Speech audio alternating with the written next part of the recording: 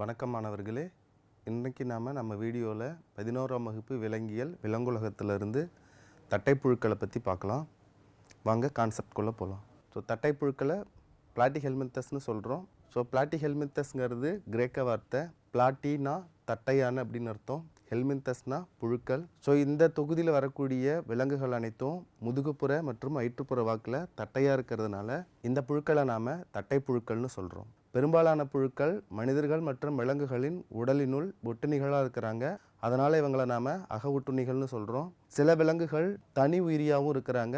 தனி உயிரிக்கு எடுத்துக்காட்டு பிளன்னேரியா. ஸோ ஒட்டுண்ணிகளாக நம்ம கல்லீரல் புழு மற்றும் நாடா புழுக்களை சொல்லலாம். இந்த உயிரிகள் அனைத்தும் பல செல் உயிரிகள்னு சொல்கிறோம். உடல் பல செல்களால் ஆனது. கட்டமைப்பு நிலைகளை பொறுத்த வரைக்கும் உறுப்பு மற்றும் உறுப்பு மண்டல அளவிலான கட்டமைப்பை பெற்றிருக்கு. ஸோ பிளாட்டிஹெல்மின்தஸ் விலங்குகளில் ஒரு சில விலங்குகள் உறுப்புகளை மட்டும் கொண்டிருக்கு, ஒரு சில விலங்குகள் உறுப்பு மண்டலங்களை கொண்டிருக்கிறதுனால இங்கே 2 வகையான கட்டமைப்பு நிலைகள் காணப்படுது. இந்த தொகுதியில் இருக்கக்கூடிய விலங்குகள் உறுப்பு அளவிலான கட்டமைப்பையும் பெற்றிருக்கு, உறுப்பு மண்டல அளவிலான கட்டமைப்பையும் பெற்றிருக்கு. கருக்கோள அடுக்க வைத்து பிளாட்டிஹெல்மின்தஸில் வரக்கூடிய விலங்குகள் அனைத்தும் மூவடுக்கு விலங்குகள்னு சொல்கிறோம். ஸோ சமச்சீரை பொறுத்த வரைக்கும் இருபக்க சமச்சீருடைய விலங்குகளாக இருக்காங்க. உடலின் மையப்பகுதி வழியாக செல்லும் எந்த ஒரு கோடும் ஒரே ஒரு தளத்தில் உடலில் 2 சமபகுதியாக பிரிக்கப்படுகிறது.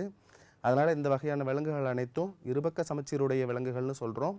ஸோ இதுக்கு முன்னாடி நம்ம பார்த்துருக்கக்கூடிய தொகுதிகளில் ஆற சமச்சீர் ஈராற சமச்சீர் விலங்குகள் காணப்பட்டிருக்கும். விலங்குலகத்தில் முறையாக இருபக்க சமச்சீர் வரக்கூடிய தொகுதி எது அப்படின்னு பார்த்தீங்கன்னா பிளாட்டிஹெல்மின்தஸ் தான். ஸோ சமச்சீர் இருபக்க சமச்சீர் ஃபஸ்ட் அப்பியர்டு அப்படின்னு நம்ம சொல்கிறோம். ஸோ அடுத்தது உடற்குழி. குடற்சுவருக்கும் இடையில் இருக்கக்கூடிய குழியை நம்ம உடற்குழின்னு சொல்கிறோம். ஸோ அந்த மாதிரியான எந்த ஒரு குழியும் இந்த வகையான விலங்குகளில் காணப்படாததுனால இதை நம்ம உடற்குழி அற்ற விலங்குகள் அப்படின்னு சொல்கிறோம். ஸோ கண்டங்கள் பெரும்பாலான தட்டைப்புழுக்களில் கண்டங்கள் கிடையாது. ஸோ எடுத்துக்காட்டு லிவர் ஃப்ளூக்கில் கண்டம் கிடையாது. ஸோ ஒரு சில விலங்குகளில் கண்டங்கள் காணப்படும், அதுவும் போலி கண்டங்கள் காணப்படும். போலி கண்டங்களுடைய விலங்குகளுக்கு எடுத்துக்காட்டு டீனியா சோலியம்னு சொல்லக்கூடிய நாடா புழு. ஸோ முதுகுநான் இந்த வகையான தட்டைப்புழுக்களுக்கு முதுகுநான் கிடையாது. அதனால் இவைகளை நாம் முதுகுநான் அற்ற விலங்குகள் அப்படின்னு சொல்கிறோம். ஸோ இடப்பெயர்ச்சியை பொறுத்த வரைக்கும் ஒற்றை திசையில் இது நகரும் தன்மை உடையது. ஸோ இங்கு ஓரளவு தலை உருவாக்கம் காணப்படும். இந்த தலை எந்த திசையில் இருக்கோ அந்த திசையை நோக்கி இவங்க இடப்பெயர்ச்சி செய்கிறாங்க. இந்த தொகுதியோட சிறப்பு பண்புகள் என்னென்னா ஹூக்ஸ் அண்ட் சக்கஸ். ஹூக்ஸ்னால் கொக்கிகள், சக்கஸ்னால் உறிஞ்சுகள்.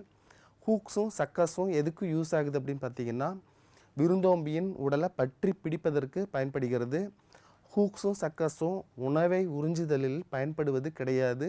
ஸோ உணவூட்டும் முறைன்னு பொறுத்த வரைக்கும் இவங்க ஒட்டுண்ணின்னு நம்ம பார்த்துருக்குறோம். ஸோ அதுவும் அக ஒட்டுண்ணியாக இருக்கிறாங்க.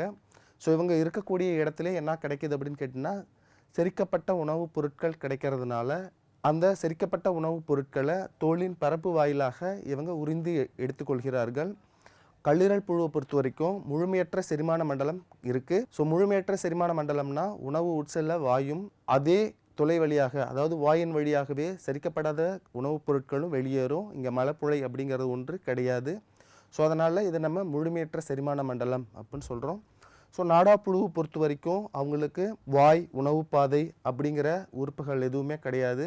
செரிக்கப்பட்ட உணவுப் பொருட்களே அவங்களோட சூழலில் கிடைக்கிறதுனால செரிக்கப்பட்ட உணவுப் பொருட்களை உடலின் பரப்பு வழியாகவே இவங்க உறிந்து எடுத்துக்கொள்கிறார்கள். கழிவுநீக்க மண்டலம் பொறுத்த வரைக்கும் தட்டைப்புழுக்களில் சுடர் செல்கள் காணப்படுகிறது.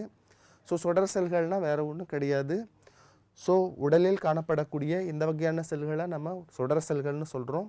ஸோ இந்த செல்களில் குற்றிழைகள் காணப்படும். சிலியான்னு சொல்லக்கூடிய குற்றிழைகள் காணப்படுகிறது. இது மூவ் ஆக்கிட்டு இருக்கும். இந்த மூவ் ஆகக்கூடிய நிலையில் இதை பார்க்குறப்ப ஒரு சுடர் அசைவது போல் இருக்கும். அதனால் இந்த செல்களை நம்ம சுடர் செல்கள்னு சொல்கிறோம். ஸோ சுடர் செல்களை நம்ம புரோட்டோனெஃப்ரிடியான்னு சொல்கிறோம், சொலினோசைட்ஸ் அப்படின்னு சொல்கிறோம். ஸோ இந்த சுடர் செல்கள் கழிவு நீக்கத்தை செய்யுது.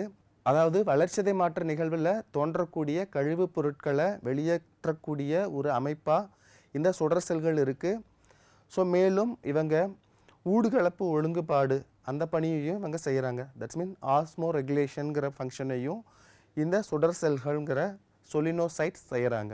ஸோ இந்த தட்டைப்புழுக்களில் சுற்றோட்ட மண்டலம், அதாவது இரத்த ஓட்ட மண்டலம், சர்க்குலேட்டரி சிஸ்டம் கிடையாது. சட்டக மண்டலம் எக்ஸோஸ்கெலிட்டான், எண்டோஸ்கெலிட்டான், ஸ்கெலிட்டல் சிஸ்டம் எதுவும் இந்த தட்டைப்புழுக்களில் கிடையாது. ஸோ பிளாட்டிஹெல்மின்தஸ் தட்டைப்புழுக்களை பொறுத்த வரைக்கும் இனப்பெருக்கம் பெரும்பாலும் இருபால் உயிரிகளாக இருக்கிறாங்க.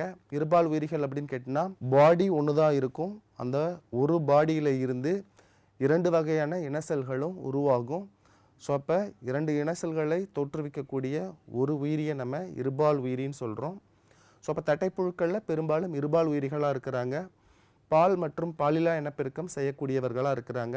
சில தட்டைப்புழுக்கள் பால் இனப்பெருக்கம் செய்யும், சில தட்டைப்புழுக்கள் பாலில்லா இனப்பெருக்க முறையை மேற்கொண்டு இனப்பெருக்கத்தை செய்யுது. தட்டைப்புழுக்களில் மறைமுக கருவளர்ச்சி நடைபெறும். ஸோ மறைமுக கருவளர்ச்சினா வேற ஒன்றும் கிடையாது, தோன்றக்கூடிய இளம் உயிரியானது பெற்றோரை சார்ந்து இருக்காது. இவங்க என்டையர்லி டிஃப்ரெண்ட்டாக இருப்பாங்க. அப்படி என்டையர்லி டிஃப்ரெண்ட்டாக இருக்கக்கூடிய இளம் உயிரியை நம்ம லார்வா அப்படின்னு சொல்கிறோம். ஸோ லார்வா பல வளர்ச்சி நிலைகளை கடந்து முதிர் உயிரியின் தோற்றத்தை பெறும்.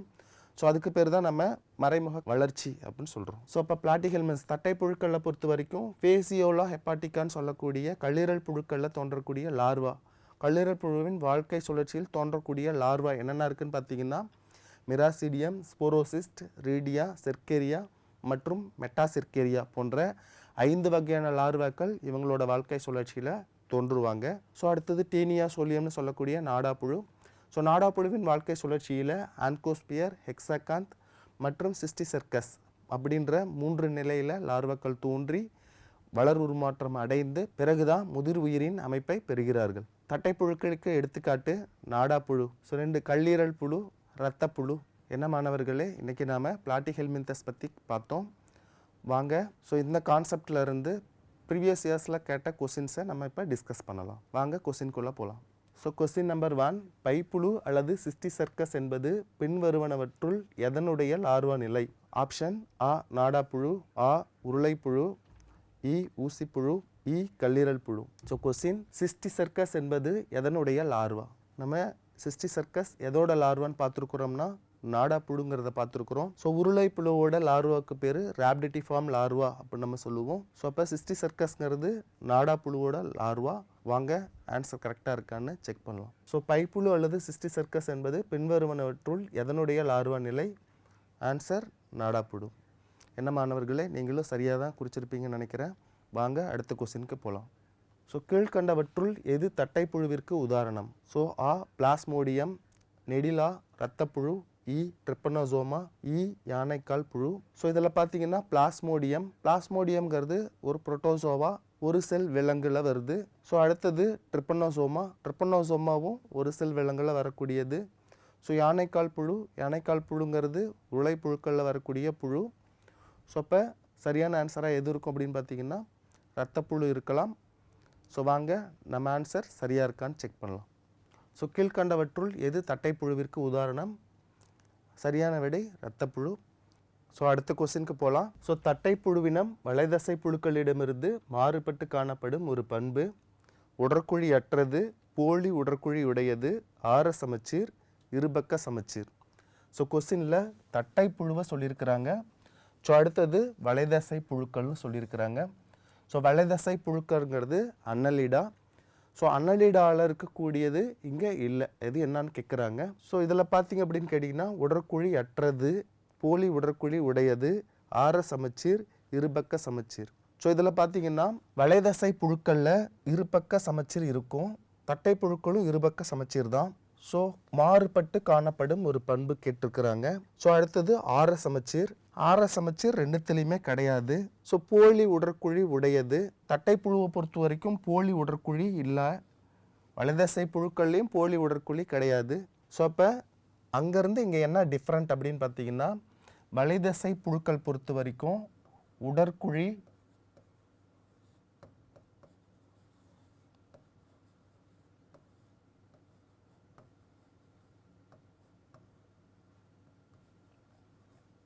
தட்டைப்புழுக்களை பொறுத்த வரைக்கும் உடற்குழி அற்றது.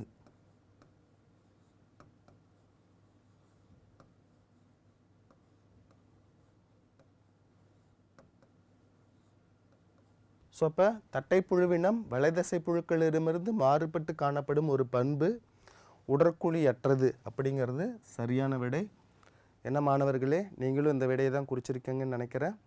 வாங்க ஆன்சர் செக் பண்ணலாம். ஸோ தட்டைப்புழுவினம் வலதசை புழுக்களிடமிருந்து மாறுபட்டு காணப்படும் ஒரு பண்பு உடற்குழி அற்றது. வாங்க அடுத்த கொஸ்டினுக்கு போகலாம். ஸோ மூவடுக்கு விலங்கு எது?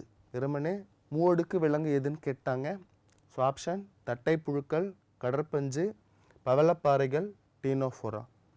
ஸோ இதில் பார்த்தீங்கன்னா கடற்பஞ்சு, ஈரடுக்கு,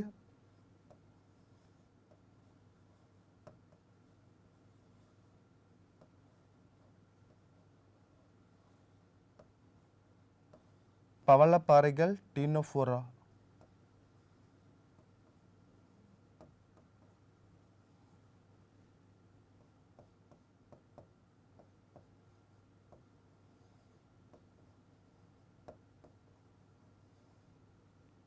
ஸோ இதில் மூவடுக்கு விலங்கு எது கொஸ்டின் கடற்பஞ்சு, பவளப்பாறைகள் மற்றும் டீனோஃபோரா மூன்றுமே பார்த்தீங்க அப்படின்னு கேட்டிங்கன்னா ஈரடுக்கு உயிரிகளாக இருக்காங்க. ஸோ தட்டைப்புழுக்கள் மூவடுக்கு விலங்காக இருக்குது. அப்போ சரியான விடை தட்டைப்புழுக்கள். வாங்க நம்ம ஆன்சரை செக் பண்ணலாம். ஸோ மூவடுக்கு விலங்கு எது? சரியான விடை தட்டைப்புழுக்கள். என்ன மாணவர்களே, நீங்களும் இந்த விடையை தான் குறிச்சிருக்கீங்கன்னு நினைக்கிறேன்.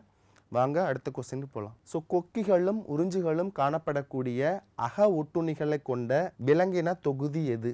எந்த தொகுதியில் கொக்கிகளும் உறிஞ்சுகளும் காணப்படும், அதுவும் அந்த விலங்குகள் அக ஒட்டுண்ணிகளாக இருக்கணும். அப்படிப்பட்ட விலங்குகளை கொண்ட தொகுதி எது? இதுதான் கொஸ்டின் கேட்டிருக்காங்க. ஸோ ஆப்ஷனை பொறுத்த வரைக்கும் தட்டை புழுவினங்கள், வலதசை புழுக்கள், உருளை புழுக்கள், கணுக்காலிகள் அப்படின்னு கொடுத்துருக்குறோம். ஸோ இதில் பார்த்தீங்க அப்படின்னு கேட்டிங்கன்னா ஸோ தட்டை புழுக்களில் கொக்கிகளும் உறிஞ்சுகளும் காணப்படும், அக ஒட்டுண்ணிகளாகவும் இருக்கும். ஸோ விலங்குகள் மனிதர்களோட உடலுக்குள்ளார ஒட்டுண்ணிகளாக இருப்பாங்க. ஸோ அதை நம்ம தட்டைப்புழுவினத்தில் பார்த்தோம். ஸோ அதனால் நேரடியாக நம்ம தட்டைப்புழுக்கள் வந்து சரியான விடைன்னு சொல்கிறோம். ஸோ வலைதசை புழுக்கள், உருளை புழுக்கள், கணுக்காலிகள், இதில் உருளை புழுக்களும் அக ஒட்டுண்ணிகளாக இருக்கிறாங்க. பட் ஆனால் அவங்கக்கிட்ட கொக்கிகளும் உறிஞ்சுகளும் காணப்படுவது இல்லை. ஸோ கணுக்காலிகளை பொறுத்த வரைக்கும் அக ஒட்டுண்ணிகளாக பெரும்பாலும் இருக்கிறது கிடையாது. ஸோ அங்கேயும் கொக்கிகள் உறிஞ்சிகள் கிடையாது. ஸோ வலைதசை புழுக்கள்லையும் கொக்கிகள் உறிஞ்சிகள் இல்லை. ஸோ அதனால் கொக்கிகளும் உறிஞ்சிகளும் காணப்படக்கூடிய அக ஒட்டுண்ணிகளை கொண்ட விலங்கின தொகுதிக்கு சரியான விடையாக நம்ம தட்டை புழுவினங்களை தேர்ந்தெடுத்திருக்கிறோம். வாங்க நம்ம ஆன்சர் சரியாக இருக்கான்னு செக் பண்ணலாம். ஸோ கொக்கிகளும் உறிஞ்சிகளும் காணப்படக்கூடிய ஒட்டுண்ணிகளை கொண்ட விலங்கின தொகுதி தட்டை புழுவினம்ங்கிறது சரியான விடை. என்ன மாணவர்களே, இன்றைக்கி நாம் தட்டை புழுக்கள் பற்றின கான்செப்டையும் அது சார்ந்து முந்தைய போட்டித் தேர்வுகளில் கேட்கப்பட்ட வினாக்களையும் அதற்கான விளக்கங்களையும் பார்த்தோம். புரிஞ்சிருக்கும்னு நினைக்கிறேன். அடுத்த காணொலியில் அடுத்த தொகுதியை பற்றி பார்க்கலாம். வணக்கம்.